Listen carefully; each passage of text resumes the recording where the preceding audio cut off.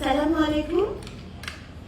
রোজার আগে সম্ভবত এটাই শেষ নাস্তা।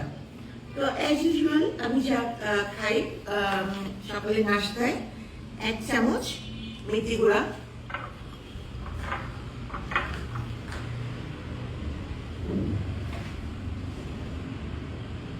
হচ্ছে আজকে তরমুজের জুস দিয়ে, ভালো বানাচ্ছে প্রিয়াঙ্কা। আর 1 চামচ,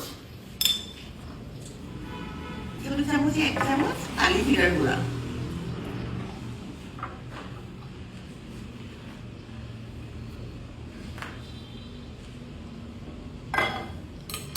ব্রেকফাস্টে আমি এটা পছন্দ করি মটরশুঁটি। এখন যেহেতু মটরশুঁটি সিজন, যদিও চাইলে সারা বছরই মটরশুঁটি খাওয়া যায়, এই মটরশুঁটির মধ্যে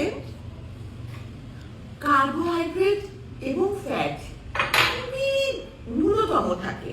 তো যারা ডায়াবেটিক পেশেন্ট আছেন তারা কিন্তু ইজিলি মটরশুঁটি খেতে পারেন।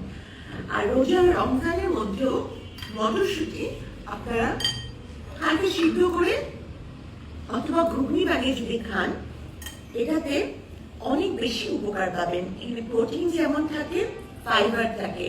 রমজানের সময় কিন্তু দেখা যায় যে যাদের বা পাইলসের সমস্যা, যাদের কনস্টিপেশন আছে, তাদের অ্যানাল ফিশারের যে সমস্যা বেড়ে যায়, এর জন্য মটরশুঁটি একবার কিন্তু ইফতারের সময় ট্রাই করতে পারেন।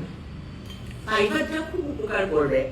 আর এখানে অ্যান্টিঅক্সিডেন্ট থাকে। ডায়াবেটিস যারা ভুগছেন তাদের জন্য এটা খুবই ভালো।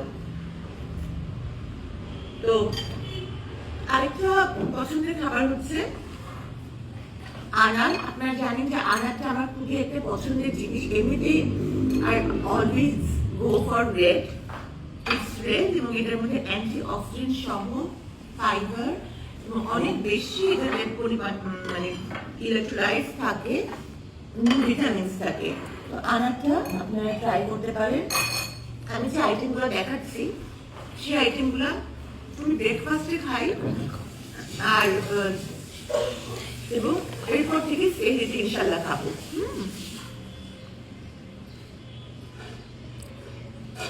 তো একটা ডিম সবসময় আমার ব্রেকফাস্টের অংশ।